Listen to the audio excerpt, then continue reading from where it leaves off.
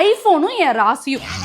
First Redmi phone தான் நான் வச்சிருந்தேன். அதில் தான் என்கொயரிஸ் எல்லாம் கிளியர் பண்ணிக்கிட்டு வீடியோ எடுத்து யூடியூப்லேயே அப்லோட் பண்ணுறது வரைக்கும் எல்லாமே இந்த ஃபோனில் தான் செஞ்சேன்.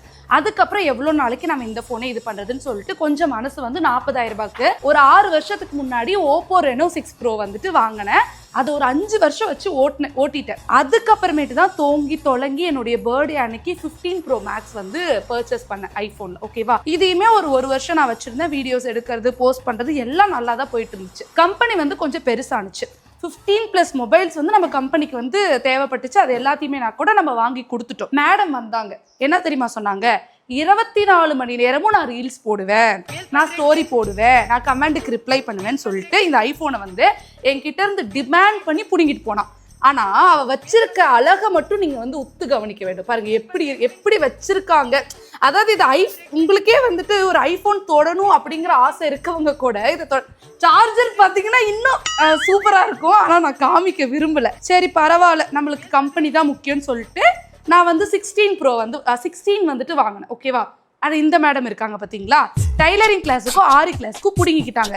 எனக்குன்னு ஒரு பர்சனல் போனு கூட கொடுக்காம சிம்ம கடைசியா இதுல வந்து மாத்தி போட்டு கொடுத்தாங்க. சரி பரவாயில்லன்னு வச்சுட்டு இருந்தா ஒரு வீடியோ கூட இதுல லோட் ஆகாது. சரி ஓகே அப்படின்னு சொல்லிட்டு எப்படியோ 17 ப்ரோ வந்து லான்ச் ஆயிடுச்சு, இதை நம்ம வாங்கலாம் அப்படின்னு சொல்லி பிளான் பண்ணியிருந்தேன். நான் வந்து அன்னைக்கே என்ன சொன்னேன், என்னுடைய ஆப்பிள் லேப்டாப் வந்து ப்ளூ கலர் தான், எனக்கு ப்ளூ கலர் ஐஃபோனே ஓகே ஜி அப்படின்னு சொன்னேன். அங்க இருக்காரு பாத்தீங்களா, ப்ளூ கலர் எல்லாம் வேணாம் ஜி, நம்ம ஆரஞ்சு கலர் வாங்கலாம், அதுதான் எல்லா செலிபிரிட்டிஸும் வச்சிருக்காங்க, நான் உங்களுக்கு ஆரஞ்சு கலர் வாங்கி தரேன்னு சொன்னாரு. நானும் வெயிட் பண்றேன். அது என்னவோ சேலத்துக்கு மட்டும் ஆரஞ்சு கலர் ஸ்டாக்கே இல்ல, 4 ஸ்டேட்லயே ஸ்டாக் இல்ல அப்படிலாம் வந்துட்டு சொல்றாரு. சரி ஓகே, அதுவும் முடிஞ்சு போச்சு அப்படின்னு சொல்லிட்டு ஃபைனலாக எப்படியோ தோங்கி தொலைங்கி இந்த ப்ளூ கலர் ஐஃபோன் வந்துட்டு 17 ப்ரோ மேக்ஸ் 512 GB வந்து வாங்கியாச்சு. அதுக்கப்புறம் இந்த நடுக்கதையை கேளுங்களேன். இது வந்து பிஸ்னஸ் ஃபோனில் நிறைய என்கொயரிஸ் வருமா, அதை கிளியர் பண்ணுறதுக்காகவே சாம்சங்கில் ஒரு ஃபோனை வாங்கி கொடுத்தோம்.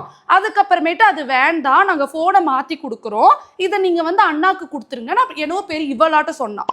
ஆனால் அதையும் தராமல் நான் எப்படி இந்த ஃபோனை கொடுப்பேன் அப்படின்னு மூஞ்சி வச்சுட்டு ஏமாற்றிட்டு மறுபடியும் அவருக்கு நான் 80,000 போட்டு 17 வாங்கி கொடுத்தேன். அவர் பாவு கான்ட்ராக்டில் வந்து அவ்வளோ காசையும் செலவு பண்ணி எனக்கு இந்த ஃபோனை வாங்கி கொடுத்தாரு.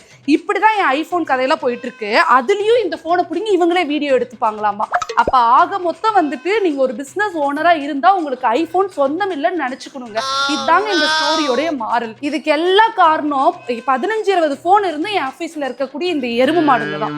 அப்புறம் வீடியோ எடுக்கிற எரும மாடு.